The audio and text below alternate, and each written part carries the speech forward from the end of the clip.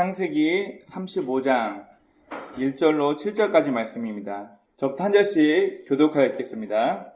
하나님이 야곱에게 이르시되 일어나 베들로 올라가서 거기 거주하며 네가 네 형 에서의 낯을 피하여 도망하던 때에 네게 나타났던 하나님께 거기서 제단을 쌓아라 하신지라. 야곱이 이에 자기 집안 사람과 자기와 함께한 모든 자에게 이르되 너희 중에 있는 이방 신사들을 버리고 자신을 정결하게 하고 너희들의 의복을 바꾸어 입으라. 우리가 일어나 베델로 올라가자. 내 환난 날에 내게 응답하시며 내가 가는 길에서 나와 함께 하신 하나님께 내가 거기서 제단을 쌓으려 하노라 하매. 그들이 자기 손에 있는 모든 이방 신상들과 자기 귀에 있는 귀고리들을 야곱에게 주는지라. 야곱이 그것들을 세겜 근처 산수리 나무 아래에 놓고 그들이 떠났으나 하나님이 그 사명 고을들로 크게 두려워하게 하셨으므로 야곱의 아들들을 추격하는 자가 없었더라. 야곱과 그와 함께한 모든 사람이 가나안 땅 루스 곧 베델에 이르고 그가 거기서 제단을 쌓고 그 곳을 엘 베델이라 불렀으니 이는 그의 형의 낯을 피할 때 하나님이 거기서 그에게 나타나셨습니다라. 아멘. 기도하겠습니다. 하나님, 오늘도 우리에게 귀한 날 허락하여 주시고 건강한 몸과 마음으로 주 앞에 나와 예배 드리게 하시면 감사합니다. 하나님, 오늘은 야곱의 연단 네 번째 시간으로 우리가 성경에 있는 이 야곱을 통해서 하나님께서 우리에게 어떤 말씀을 전하고자 하시는지 깨닫는 귀한 시간 되게 도와주옵소서. 하나님의 말씀을 대언하는 부족한 저의 입술을 주장하여 주사 인간의 사사로운 말이 아니라 오직 하나님의 말씀만 증거하게 도와주옵시고 또한 우리의 귀를 복되게 하사 듣고 끝나는 것이 아니라 이 말씀이 우리의 삶을 움직이는 힘이 될 수 있도록 성령 하나님께서 이 시간 주관하여 주옵소서.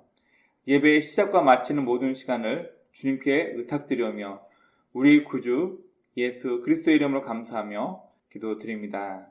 아멘. 부모 혹은 교사 혹은 저 같은 목사, 누군가를 가르치는 사람에게 있어서 참 딜레마가 있습니다. 그게 뭐냐면은 누군가를 책망하거나 혼내거나 지적하면 그 사람이 바뀔 것 같지만 실상은 절대로 바뀌지 않습니다. 그런데 앞에는 저도 제 아이들을 향하여서 혹은 누군가를 향하여서 무언가를 지적하고 잘못됐다고 얘기하고 그럴 때가 참 많습니다. 아마 대부분 누군가를 가르치는 사람은 여기에 대한 패단이 무엇인가를 다 알고 있으면서도 우리는 계속해서 가르치는 일을 소홀히 할 수가 없습니다. 사랑이 담긴 질책과 책망은 사람을 변화시킬 수 있습니다.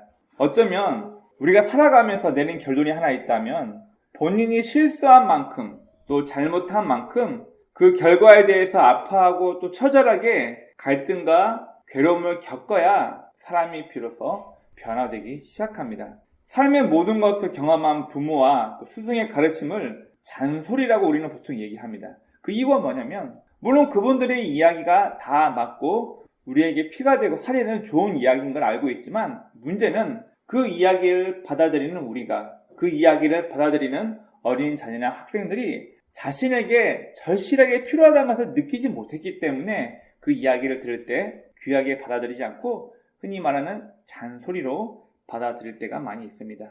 즉 피교육자가 절실하게 뉘우치고 깨닫지 않으면 의미가 없다는 것을 이야기하는 것입니다. 오늘 본문에서 우리 지난 시간 야복 강이 아니라 야복 와디에서 천서와 실갱이 한 후 이름을 이스라엘로 개명한 야곱이 그 형 에서와 극적으로 만나고 형제가 20년 만에 만나서 극적으로 상봉하고 모든 것이 해피스토리로 쭉 갔으면 좋겠는데요. 오늘 본문부터 이제 야곱의 가정에 큰 고난과 피바람이 불어옵니다. 우리 오늘 읽지는 않았지만 이 앞장에 34장에 있는 내용을 잠깐 요약해 봤습니다. 먼저 우리가 읽지 않았지만 34장 1절부터 7절까지 말씀을 보면 야곱의 딸 디나의 강간 사건이 일어납니다.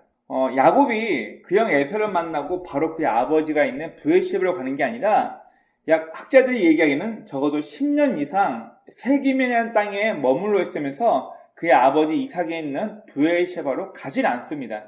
그 아버지에게 한 짓이 있어서 그런지 정확히는 모르겠지만 약 10여 년 넘는 기간 동안 가나안 족속이 있었던 세겜 땅에 거하면서 야곱의 가족들은 그곳에 장막을 치고 아예 삶의 터전을 마련하고 살아버립니다.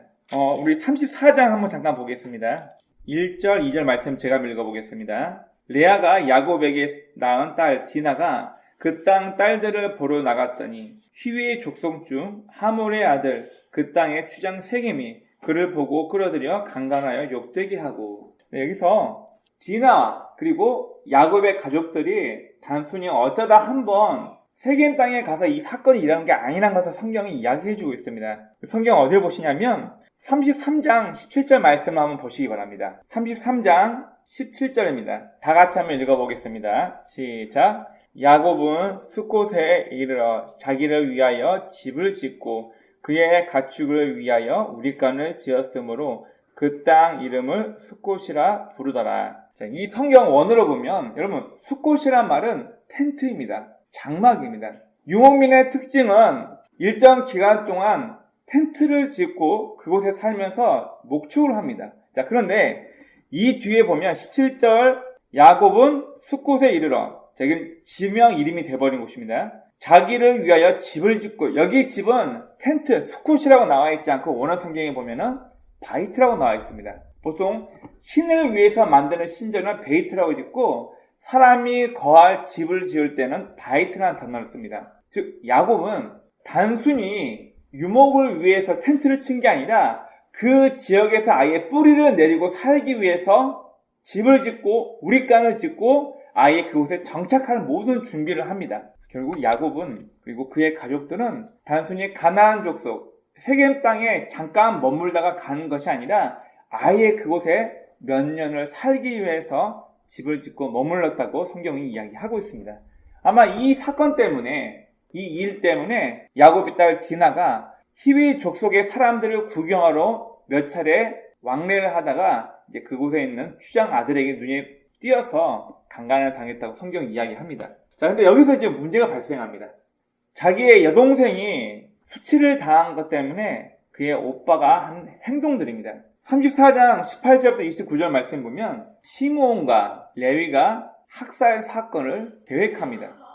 34장 말씀에 보면은 디나를 강간했던 내가 당신 딸 디나를 너무나도 좋아하니까 당신 딸은 나에게 달라. 내가 당신이 요구하는 대로 그 어떤 물건인지 다 줄 테니까 그 여인만 나에게 달라라고 얘기를 합니다. 자, 그런데 야곱의 아들 시므온과 레위가 꾀를 냅니다. 우리는 절대로 할례받지 않는 사람들과 통혼을 할 수 없다. 니네가 할례를 받지 않았기 때문에 우리는 절대로 너희와 결혼관계를 유지할 수 없다고 얘기를 합니다. 자, 이 이야기를 좋게 받아들인 세겜 사람들은 야, 우리가 저 야곱의 모든 재산을 빼앗을 수 있으니까 우리 혼인관계를 위장하고 쟤네들이랑 좋은 관계 유지하자. 그리고 모든 남자들이 다 할례를 받습니다. 여러분 아시겠지만 할례는 남성 성기의 표피를 칼로 잘라내는 것을 할례로 얘기합니다. 포경수술이죠. 여러분 얼마나 아프겠어요. 대략 5일에서 일주일 동안은 걷지도 못하고 너무나도 힘듭니다. 야곱과의 결혼 계약을 수락하고 남자들 모두가 다 포경수술을 받고 아파하고 있을 때 디나의 오빠였던 시몬과 레위가 들어가서 거동이 불편한 남자들 싹 칼로 다 살해합니다. 모두를 다 죽이고 거기에 있는 물품들과 여자와 아이들을 탈취물로 빼앗아 옵니다. 이것 때문에 할례 중에 일어난 학살 사건에서 이야기하고 있고 30절부터 31절 말씀 보면 이제 시므온과 레위의 선택 때문에 그 지역에 있던 가나안 사람들이 연합해서 야곱의 가정을 치러올 위기에 놓이게 됩니다. 다시 오늘 본문 말씀으로 넘어가겠습니다. 디나가 강간당하고 나서 야곱의 아들 시므온과 레위가 그 땅 사람들을 무작위로 학살하게 됩니다. 여러분 한번 생각해 봅시다. 우리 여성분은 좀 불편해할 수 있지만 이 당시는 큰 오빠나 혹은 아빠가 자기의 딸이나 여동생을 마음에 드는 사람에게 1년치 이상의 연봉, 지참금을 받고 시집을 보내던 때예요. 그러면 어차피 네가 내 딸을 좋아해서 더럽혀졌으니까 네가 아내로 삼으려고 많은 재물을 가지고 온다면 오케이, 그래, 내가 기분은 나쁘지만 인정해줄게, 이럴 수 있었지만 시몬과 레위는 굉장히 기분이 나빴던 것 같아요. 저놈들이 우리 여동생을 창녀로 여기다니 화가 나서 결국 그 지역 사람들을 다 학살하게 됩니다. 이 사건 때문에 어쩔 수 없이 야곱의 가정은 피신할 수밖에 없는 상황이에요. 학살 소식이 그 주변에 다른 부락에 있는 다른 족속에게 그 이야기가 들어가게 되면 하란에서 내려온 야곱이라는 족장 녀석의 아들들이 우리 부족의, 우리 친척의 부족의 남자들을 싹 전멸시켜 죽였네? 이건 전쟁이다. 연합해서 바로 전쟁이 일어나 큰 위기가 닥친 것입니다. 이것 때문에 오늘 우리가 읽었던 본문에서는 야곱이 급하게 그 지역을 떠나서 자기가 처음 하나님을 만났던 베델로 다시 이주하게 됩니다. 오늘 본문 1절부터 4절 말씀에서는 아픔과 절망에 대한 야곱의 태도가 나와 있습니다. 여러분, 이 사건의 시작을 잘 한번 해석해 봅시다. 우리가 신앙적으로 이 부분을 해석해 보면 우리 오늘 본문 35장 2절 말씀 한번 보겠습니다. 야곱은 단순히 이 지역을 벗어나 우리가 도망가자라고 얘기를 하지 않고 우리가 그동안 잘못된 방식으로 우리가 그동안 하지 말아야 할 잘못된 방식으로 우리가 이방의 신앙이 우리에게 물들었다는 것을 야곱이 알고 이야기합니다. 2절 말씀 보면 야곱이 이에 자기 집안 사람과 자기와 함께한 모든 자에게 이르되 너희 중에 있는 이방 신상들을 버리고 자신을 정결하게 하고 너희들의 의복을 바꾸어 입으라. 이 말은 뭐냐면은 야곱의 가정 내에 이미 하나님 말고 다른 이방 신상과 우상을 믿고 있었다는 것이 증명이 되는 거예요. 야곱은 단순하게 이 지역을 벗어나서 우리가 도망가자라고 얘기를 하지 않고 우리 집안 사람들이 가지고 있던 드라빔, 우리 집안 사람들이 다른 민족이 믿고 있던 우상을 섬겼던 모든 것들과 거기에 필요한 의복들 입었던 것들 다 모두 버려버리고 우리는 이제 하나님께로 올라갈 것이다. 즉 베델로 올라간다라고 이야기를 합니다. 즉 이 말은 뭐냐면 니네 다 우상 버려라. 내가 만났던 하나님을 만나러 지금 베델로 갈 거니까 하나님 말고 다른 신으로 섬기고 있었던 모든 것을 지금 다 버려라라고 야곱은 선포하고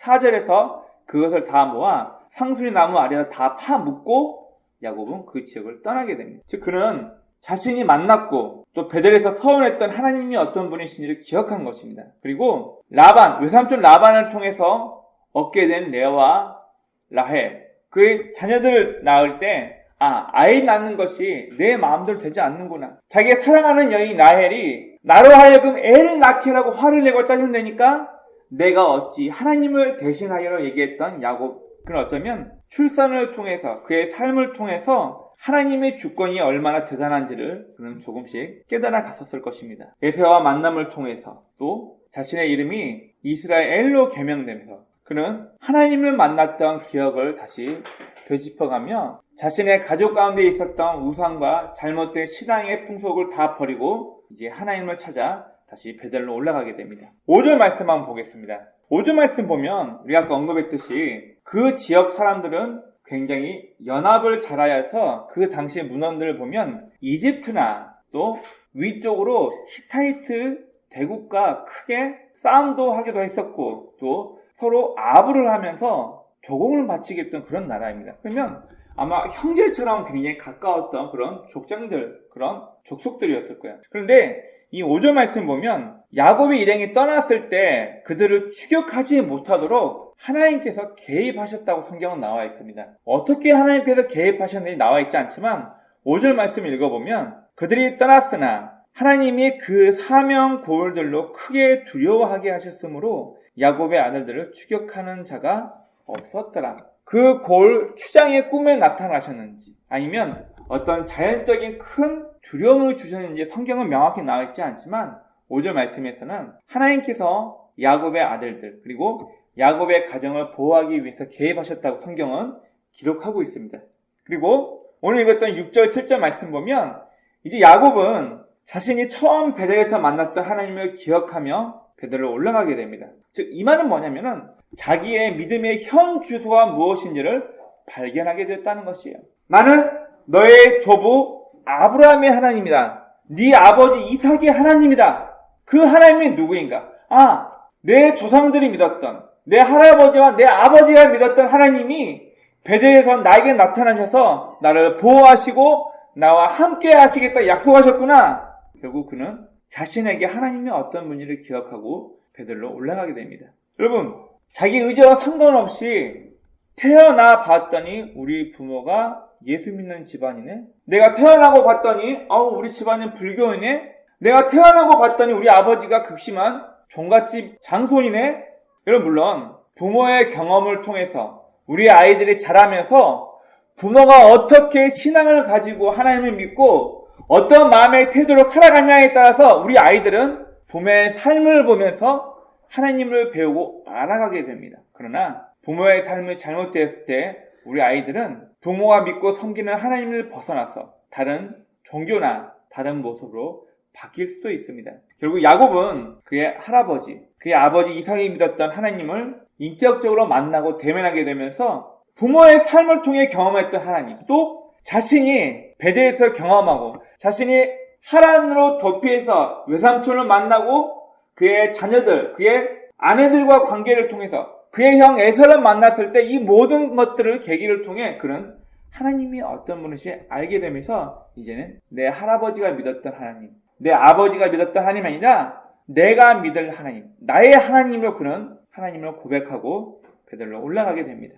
우리는 야복에서 야곱이 천사와 씨름하고 난 이후에 네 이름이 뭐냐?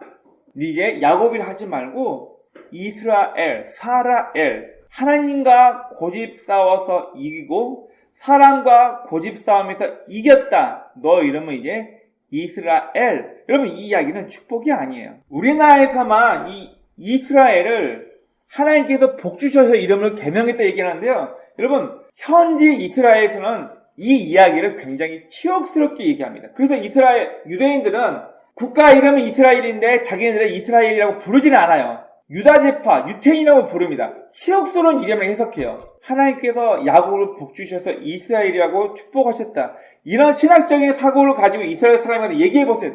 대화가 안 통한 이유가 이거예요. 결국 이 이야기는 야곱의 이름을 개명한 이스라엘로 개명한 이유, 여러분, 야곱의 삶은 축복으로 이어지지 않습니다. 우리가 원하는 축복이 되질 않아요.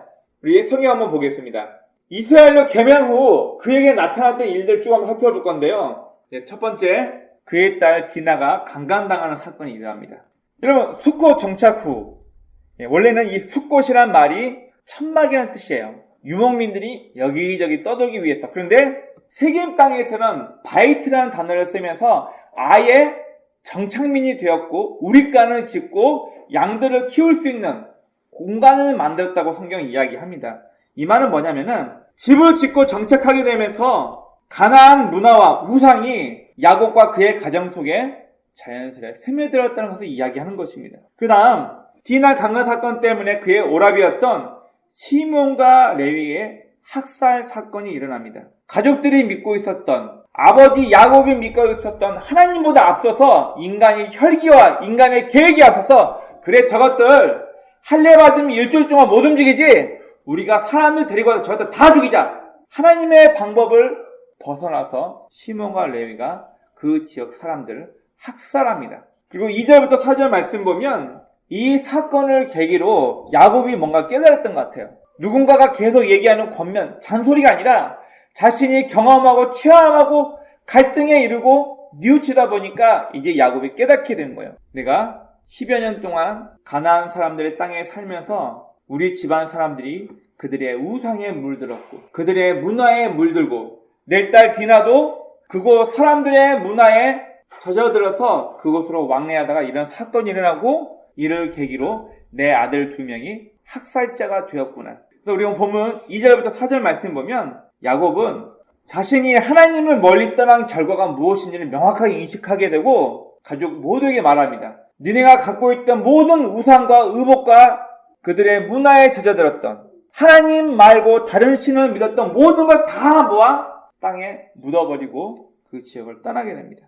그리고 야곱은 베델에서 있었던 하나님과의 개인적인 만남을 기억하면서 그는 부모, 할아버지의 하나님, 아버지의 하나님이 아니라 이제 내가 직접 만났던 나에게 간섭하시고 나에게 함께 하시는 그 하나님이 어떤 분인가 깨닫고 그는 가족을 다 이끌고 베델로 올라갑니다. 베델에 계신 하나님, 엘 베델. 오늘 우리가 읽은 본문 말씀은 크게 세 가지를 우리에게 이야기해 주고 있습니다. 먼저 첫 번째, 환경 때문에 무뎌진 신앙을 경고하고 있습니다. 그럼 우리도 마찬가지인 것 같아요. 앞에 있는 저부터 제가 혼자 교회에서 이렇게 설교 준비하고 성경 읽다 보면 무슨 마음이 드냐면, 내가 과거에 이러지는 않았는데, 내가 몸이 그렇게 아프고 열이 40도 가까이 끓고 힘들어도 나는 예배드려도 죽어야겠다, 이런 마음으로 제가 수요 예배, 금요 예배를 빠진 적이 없는 사람이었는데, 코로나라는 환경 때문에 제가 예배를 참 소홀히 하고 있다는 제 자신을 보게 됩니다. 아마 저만의 문제가 아닐 것 같아요. 개인적인 나태함도 문제가 되지만 가장 큰 문제는 교회 안에 들어온 세상 문화입니다. 언제부터 교회가 세상적인 방법을 자꾸 끌어들이면서 하나님 방법대로가 아니라 세상 방법대로 무엇인가 정치하려고 하나요? 다들 그렇게 살아. 너만 그렇게 유난 떨지 마. 다른 예수 믿는 사람도 그래. 왜 니네만 그래? 여러분, 교회는 교회다워야 하고 성도는 하나님 믿는 성도다워야 합니다. 바로 이 본문 말씀은 야곱이 세겜 땅에 10년간 머무르게 되면서 그의 가정 가운데 가나안 문화와 가나안 우상이 접어들게 되면서 무뎌진 그의 신앙에 대해서 우리 자신을 경고하고 있는 것입니다. 단 두 번째로 하나님을 앞선 인간의 선택에 대해서 우리에게 경고하고 있습니다. 여러분, 우리에게 가장 약한 게 있다면 바로 눈앞에 있는 나와 직결되는 이익이 있을 때 이 이익을 선택할 것인가, 아니면 나한테 좋은 거라 할지라도 이걸 포기하고 하나님께서 원하시는 방법을 선택할 것인가. 우리는 간혹 살면서 이런 갈등에 빠지게 됩니다. 저도 한번 제 아들에게 한번 사과한 적이 있어요. 뭐라고 사과했냐면, 아빠, 우리 돈이 없어가지고 교회 쫓겨났는데 아빠한테 돈 생기면 아빠 뭐부터 할 거야? 아빠, 그 돈 있으면 아빠는 서러워서 교회 건물부터 살 거야. 제가 순간 아차하고 바로 그 얘기를 했어요. 아들에게, 이러면 안 된다. 아니나 돈을 주우면 그 돈을 잃어버린 사람은 얼마나 가슴 아프고 힘들겠냐. 돈을 찾아서 주인에게 돌려주는 것이 맞다. 저도 순간 아차한 거예요. 순간. 그럼 우리가 하나님은 없는 사람처럼 무엇인가 생각하고 무엇인가를 결단 내리고 선택한다면 우리가 믿는 예수는 무슨 의미가 있나요? 하나님의 뜻이 어디 있고 하나님의 방법이 무엇인지를 우리가 찾고 그 길이 무엇인지를 알려고 발버둥치지 않고 내 이익에 따라서 주변 사람들의 권유에 따라서 사람들이 하는 얘기, 남들이 다 그렇게 하고 있다더라, 우리가 여기에 맞춰서 일하고 움직인다면 우리가 믿는 하나님은 무슨 의미인가요? 기도가 뭡니까? 이거더라 저거더라 내 뜻대로 무엇인지 다 해결되게 달라, 이게 기도인가요? 아니요. 여러분, 성경에서 말하는 기도는 프로시케라는 원 단어를 쓰고 있습니다. 프로시케, 하나님께로 마음의 방향을 정하다. 나는 지금 내 욕심을 따라서 이 길을 가고 싶은데 기도하는 이유가 뭡니까? 내 뜻과 내 결정을 관철시키기 위해서 하나님 내 결단에, 내 선택에 동의해 주세요. 이 동의 받으려고 기도하는 겁니까? 기도는 내 마음은 이렇지만 하나님의 뜻과 하나님께서 원하시는 방법이 무엇인가를 부단히 찾아서 하나님께 마음의 방향을 두기 위해서 우리는 기도를 하는 것입니다. 오늘 우리가 살아가면서 저와 여러분의 선택이 하나님을 앞선 인간적인 선택이 되지 않길 주의 이름으로 축원합니다. 다음 오늘 본문은 세 번째로 하나님을 기억하는 자의 결단에 대해서 이야기하고 있습니다. 오늘 본문에서 야곱은 이 사건을 통해서 우리가 그동안 이 가나안 지역에 살면서 우리의 신앙이 해이해졌구나. 하나님을 믿던 우리 집안에 가나안 우상이 들어와 있고 가나안 문화가 들어오면서 우리가 해이해졌구나. 이것을 발견하게 된 야곱은 버릴 건 깔끔하게 버리고 하나님께로 돌아가자는 결단을 내리게 됩니다. 여러분, 지혜로운 자입니다. 정말 지혜로운 자는 조금 매맞고 빨리 돌이켜서 더 이상 혼나지 않는 겁니다. 그런데 미련한 자는요, 매 맞아가면서도 자기가 뭘 잘못했는지 계속 대들고 말대답하다가 더 매맞고 혼납니다. 우리도 마찬가지예요. 우리에게 생긴 모든 문제가 다 하나님께서 우리를 매질했다고 표현해서는 안 됩니다. 하지만 우리는 어떤 사건이나 사고가 일어났을 때 이번 일을 통해서 나는 뭘 배워야 하지? 내 자녀가 아픔을 통해서 이번 이 일이 틀어짐을 통해서 나는 무엇을 배워야 하지? 하나님께서 이 사건을 통해 나에게 뭘 알려주시길 원하지? 우리는 민감하게 우리 자신이 어떻게 이것을 받아들여야 할지 판단하고 평가해야 합니다. 이 오늘 본문은 환경에 무뎌진 신앙에 대한 경고이고 하나님을 앞서버린 인간의 선택에 대해서, 그리고 하나님을 기억하는 자는 반드시 결단하고 움직여야 된다는 것을 우리에게 말해주고 있습니다. 그러면 이 야곱 이야기는 오늘 저와 여러분들에게 중요한 세 가지를 질문을 하고 있습니다. 첫 번째, 죄에 대하여 무뎌진 삶의 결과는 무엇입니까?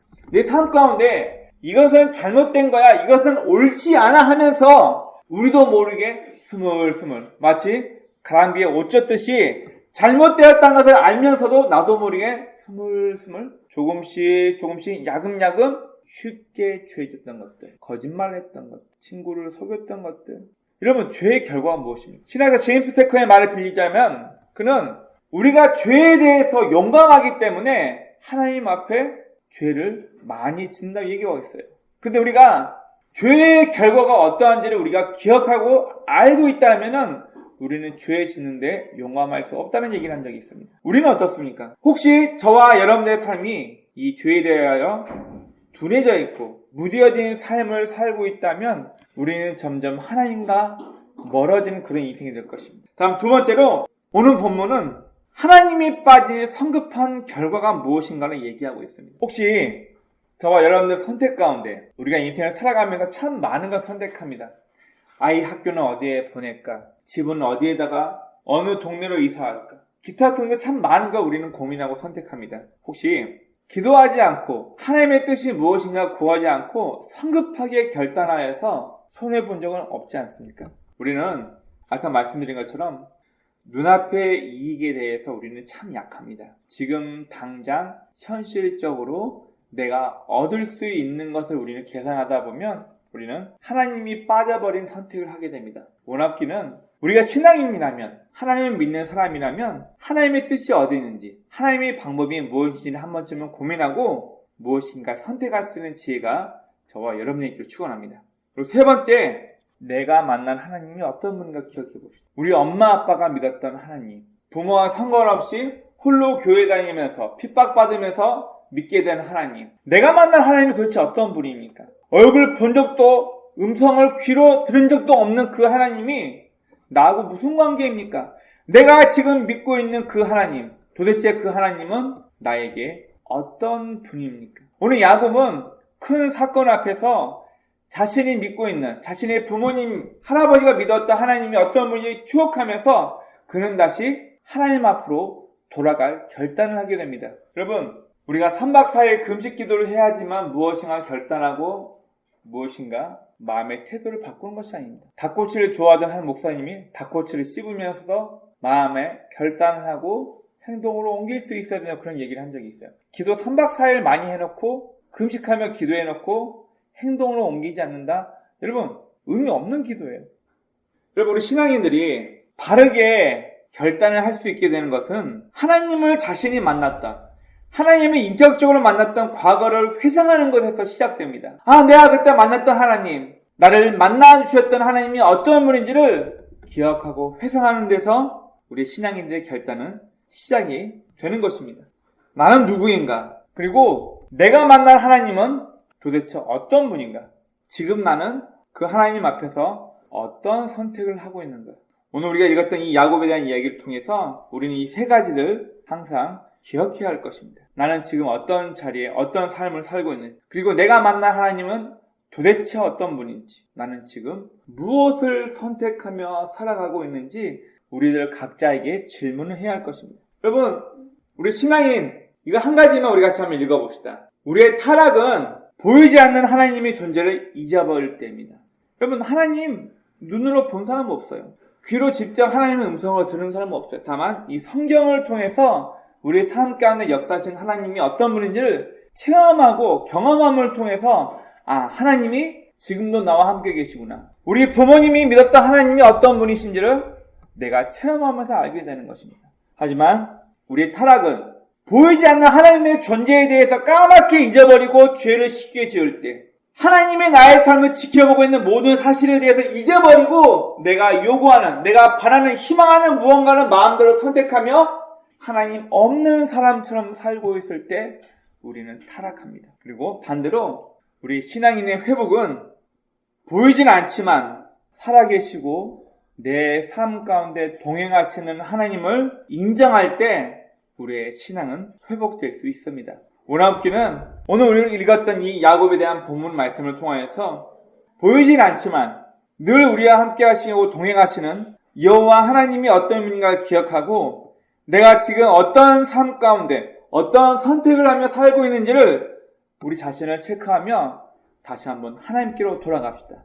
야곱이 너희 가운데 있는 모든 우상과 잘못된 것을 버릴 건 버리고 베델로 올라가자. 하나님께로 올라가자라고 얘기했던 것처럼 우리 삶 가운데 우리의 태도 가운데 잘못된 태도와 잘못된 모습을 버리고 버릴 건 버리고 하나님을 인정하며 삶을 살 수 있는 저와 여러분이 되길 주의 이름으로 축원합니다. 아멘.